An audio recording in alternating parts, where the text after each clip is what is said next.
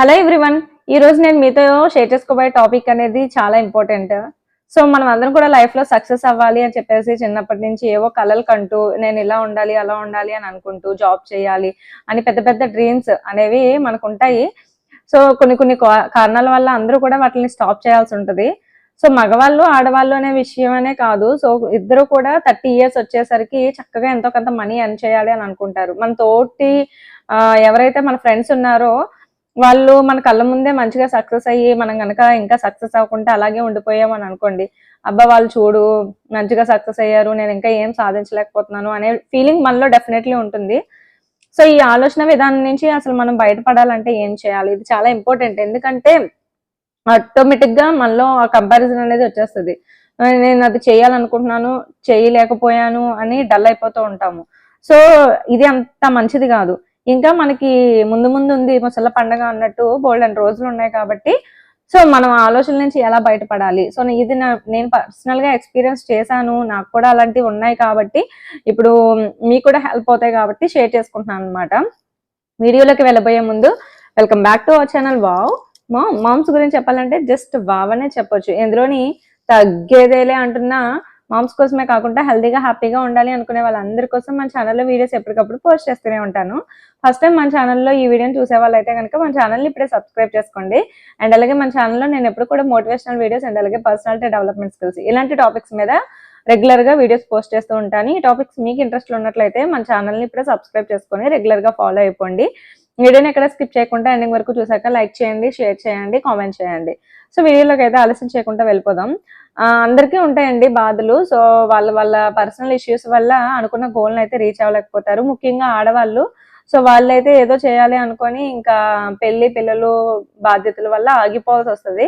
అయితే మనం ఈ క్రమంలో ఫస్ట్ చేయాల్సింది ఏంటి అని అంటే, అయ్యో 30 years వచ్చేసినా సరే నేను ఇంకా ఏం చేయలేకపోయాను అనే ఆలోచన వచ్చినప్పుడు గోల్ రీచ్ అవ్వలేకపోయాను అనే ఆలోచనని మీ దగ్గర నుంచి ఫస్ట్ ఆఫ్ ఆల్ దూరం పెట్టేసేయండి. సో ఎందుకు అని అంటే గోల్ రీచ్ అవ్వడానికి అసలు ఏజ్ తో సంబంధమే లేదు. సో నన్ను అడిగితే సో చాలా మంది ఇప్పుడు లేట్ గా మనకి హీరోస్ గా ఎంటర్ అయ్యి సక్సెస్ సాధించిన వాళ్ళు ఉన్నారు. అండ్ ఎంతో మంది పెద్ద పెద్ద వాళ్ళు మంచి మంచి బిజినెస్ మ్యాన్స్, క్రికెటర్స్, సో వీళ్ళందరూ కూడా లేట్ గా వచ్చి సక్సెస్ అనేది సాధించారు.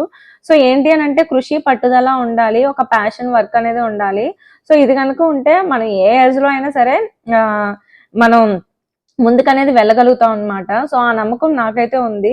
సో మీరు కూడా ఆ నమ్మకాన్ని మీ మీద మీరు ఏర్పరచుకోండి. సో ఆల్రెడీ ఆ నమ్మకం మీతో మీ దగ్గర ఉండేలా ఉంటే మాత్రం ఎక్కువగా థింక్ చేయకండి. సో ఆ ఆలోచన విధానాన్ని బిల్డ్ చేసుకోండి. సో ఈ రోజున్న ప్రతిదీ కూడా మన ముందున్న ఒక గొప్ప అవకాశం. దీన్ని మాత్రం నెగ్లిజెన్సీ చేయకండి. ప్రతిరోజు కూడా మనకు వాల్యుబులే. నేను ఎప్పుడూ ఒకటే ఆలోచిస్తానండి. సో పిల్లలు పుట్టేసిన తర్వాత మదర్స్ కి ఇంకా ఎక్కువ టైం దొరుకుతుంది. అంటే ఇప్పుడు నాకు 30 years, నాకు 2 పిల్లలు పుట్టేశారు, అయిపోయింది, వాళ్ళ పని అయిపోయింది. సో ఇప్పుడు ఇక్కడ నుంచి వాళ్ళని చదివించుకుంటూ ఎంతో కొంత నేను నాలెడ్జ్ పెంచుకుంటూ ఉంటే ఇంకో 5-6 ఏళ్లలో మేబీ నేను బెటర్ పొజిషన్ లో ఉండగలుగుతాను. సో అందుకే ఇప్పుడు నేను యూట్యూబ్ లో సక్సెస్ సాధించకపోయినా ఇంకో 5-6 ఏళ్లలో డెఫినెట్లీ సంపాదిస్తాను.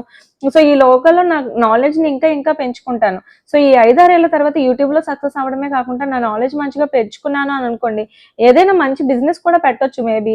సో ఇలా నేను ఆలోచిస్తాను. ఎందుకంటే ఇంకో 4-5 ఏళ్ళు కాకపోతే 10 ఏళ్ళండి, 10 ఏళ్ళు కాకపోతే 12 ఏళ్ళండి, 20 ఏళ్ళండి. సో ఎప్పటికైనా సరే డెఫినెట్లీ సాధిస్తాను. నేను అదే అంటా మా పిల్లలతో కూడా, నేను మంచిగా అది నేర్చుకుంటాను ఇది నేర్చుకుంటాను రా, మీరు మంచి కంపెనీ పెట్టండి. సో ఆ కంపెనీకి పనికొచ్చేలా కూడా నేను వెళ్తాను. అంటే ఆ టైంలో కూడా నేను వర్క్ చేసి ఏమో అప్పుడైనా సరే నేను ఆ కాన్ఫిడెంట్ అనేది నాలో అలా ఉంటది అంతే. సో మనం అలా నింపుకోవాలి, మనల్ని మనం పుష్ చేసుకోవాలి అని అంటే డెఫినెట్లీ తప్పదు. సో వేరే వాళ్ళతో మాత్రం కంపేర్ చేసుకోవద్దు. అండ్ అలాగే ఏజ్తో సంబంధం లేదు, నేను గోల్ రీచ్ అవ్వలేదు అనే బాధ మీలో నుంచి తీసేయండి. ఇంకా నెంబర్ 2 ఏంటి అని అంటే, టైం అండ్ మనీకి మనం రెస్పెక్ట్ ఇవ్వడం అనేది చాలా చాలా చాలా ఇంపార్టెంట్. సో టైం అనేది అయిపోతే మళ్ళీ తిరిగి రాదు. ఈ టైంని మనం ఎంజాయ్ చేయాలి. సో టైంని జాయ్ఫుల్ గా ఖర్చు పెట్టాలి. మనీని మంచిగా ఆలోచించి ఆచితూచి ఖర్చు పెట్టాలన్నమాట. సో ఈ రెండిటిని మనం కలిపి చూడడం అనేది నేర్చుకోగలగాలి. సో ప్రతి రూపాయి విలువైందే, ప్రతి సెకండ్ కూడా విలువైందే.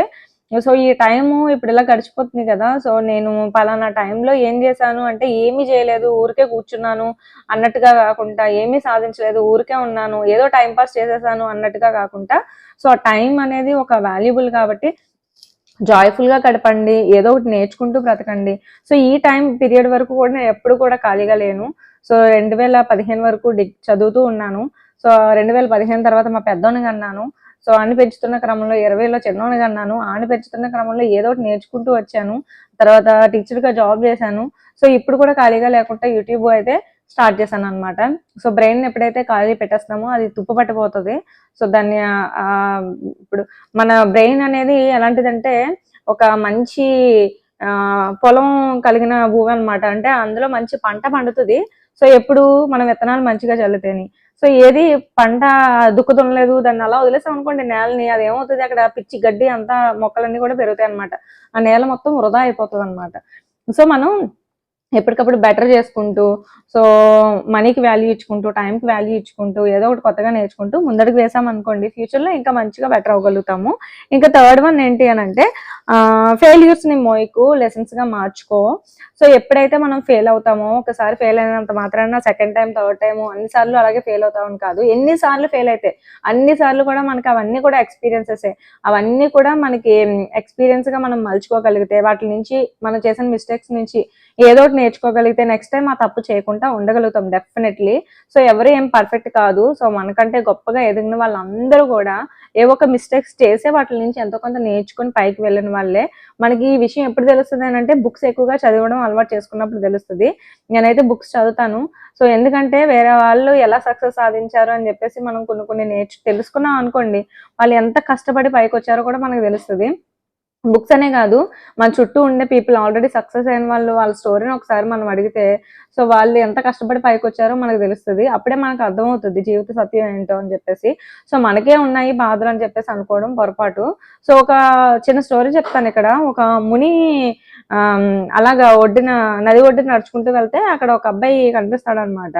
సో ఒక అబ్బాయి కనిపిస్తా ఉంటే ఏంటి ఎంత డల్గా కూర్చున్నావు అని చెప్పేసి అడుగుతాడు. సో చాలా ప్రాబ్లమ్స్, అందరూ నన్నే మోసం చేశారు బిజినెస్ లోని, నాకు చాలా కష్టాలు ఉన్నాయి, ఫ్యామిలీ మెంబర్స్ లో ఎవరు సపోర్ట్ చేయట్లేదు, నాకు నెత్తి మీద ఎన్ని బాధలు ఉన్నాయి, సో ఏం చేయాలో అర్థం అవ్వట్లేదు, ఇంకెలాగైనా సరే ఇంక జీవితాన్ని ఎక్కడితో ఎండ్ చేసేద్దాం అని చెప్పేసి అనుకుంటున్నాను అని చెప్పేసి అంటాడు. సరే అయితే ఒకసారి ఆ విషయాన్ని పక్కన పెట్టు, నేను నీకు ఒక ఇదిగో ఈ గ్లాస్ సంథింగ్ ఒక చిన్న క్యాన్ లాంటిది ముని దగ్గర ఉంటాయి కదండి వాటర్ పట్టుకోవడానికి, అలాంటిది ఇస్తాను, వెళ్ళి నేను నిండా నీళ్ళు నింపుకుంటారా, చెరువు దగ్గర నుంచి ఇక్కడికి నిండా నీళ్ళు పట్టుకొని ఒక్క చుక్క కూడా కింద పట్టుకుంటారా అని చెప్పేసి అంటాడు అనమాట. సరే పట్టుకొని వస్తాడు. అయితే పట్టుకొని వచ్చిన తర్వాత దాన్ని అలాగే పట్టుకొని నిల్చో అని చెప్పేసి అంటాడు అనమాట. సో పట్టుకొని నిల్చుంటాడు. ఎలా ఉంది అంటే ఏం అనిపించట్లేదు అంటాడు. అది ఎలా పట్టుకున్నప్పుడు స్టార్టింగ్ లో ఎలా ఉంది, అదేమన్నా బరువుగా ఉందా, ఎలా ఉంది అనేసి అంటే ఏమనిపించలేదు, నార్మల్ గానే ఉంది అంటాడు.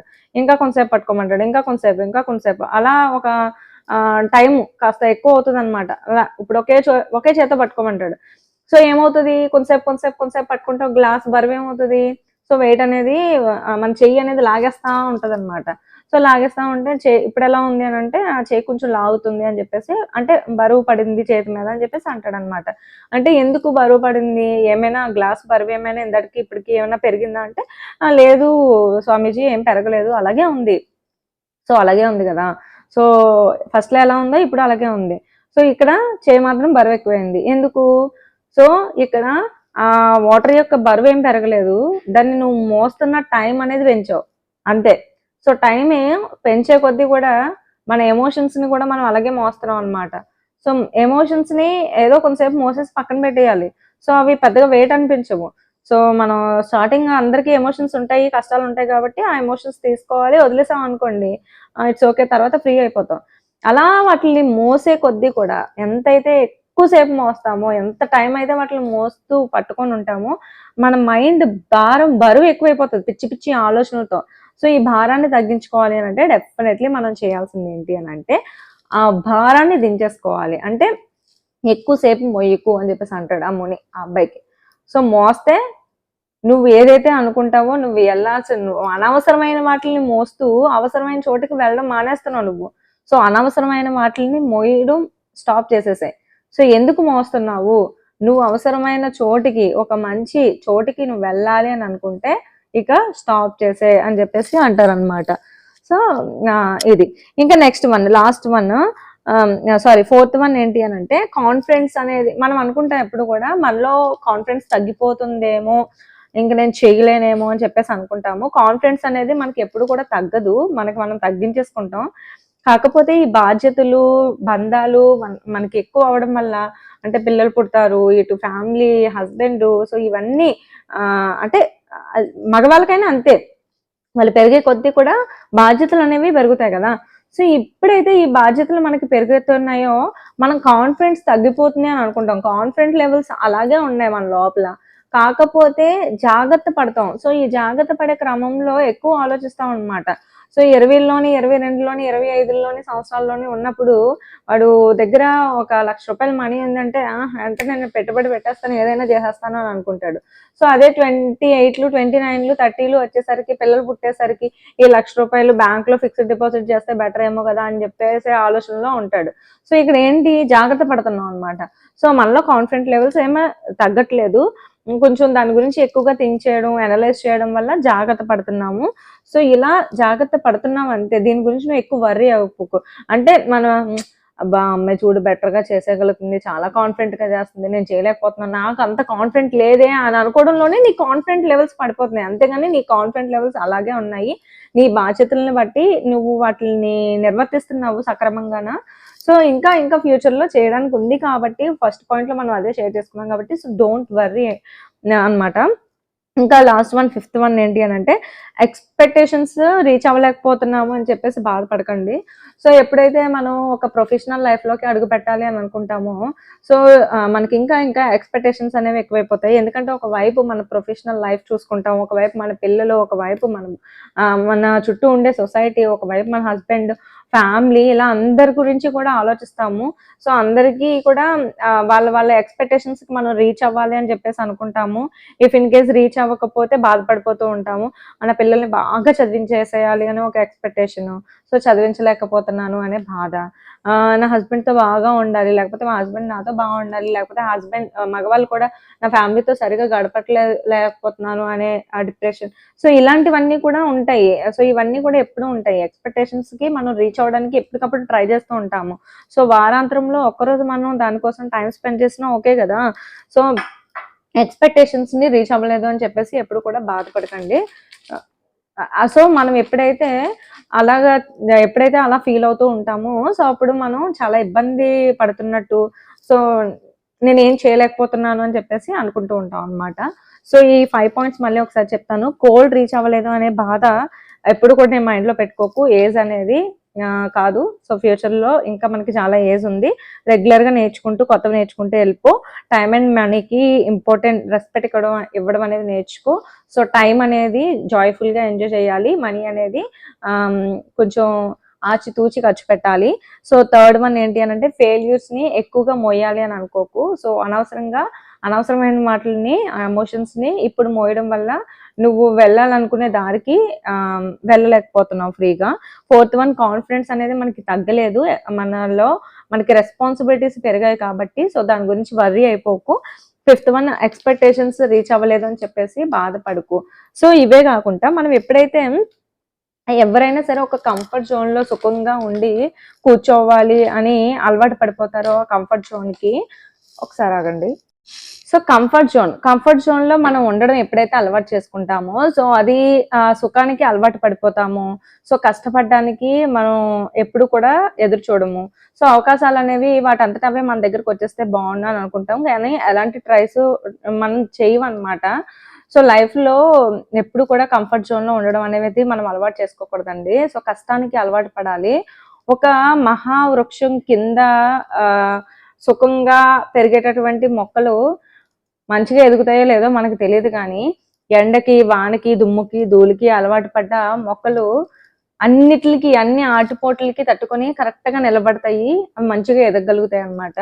ఎందుకంటే అవి సుఖంలో పెరగలేదు, కష్టంలో పెరిగాయి, కష్టానికి అలవాటు పడ్డాయి, వాటన్నిటిని కూడా తీసుకున్నాయి. ఆ దుమ్ము, ధూళి, ఎండ, వాన, నీరు, నిప్పు, గాలి, సో ఇవన్నీ ఆటిపోటుల్ని కూడా అవి ఎదుర్కొన్నాయి. ఇంకా తర్వాత అంతకన్నా పెద్దది వచ్చినా సరే అవి ఎదుర్కోగలుగుతాయి అన్నమాట.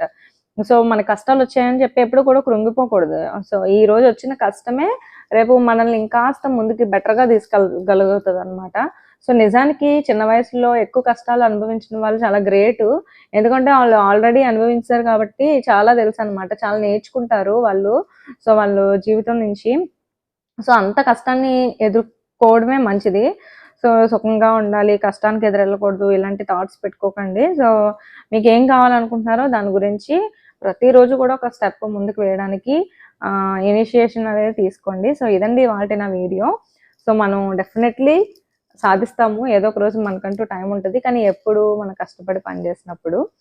సో ఇదండి ఇవాల్టి నా వీడియో. నా వీడియో మీకు నచ్చితే కనుక లైక్ చేయండి. ఇంకొంతమందికి హెల్ప్ అవుతుంది అని అనుకుంటే షేర్ చేయండి. మరొక మంచి వీడియోతో మళ్ళీ కలుద్దాం. అంతవరకు ఉంటాను మరి. సెలవు. Bye bye.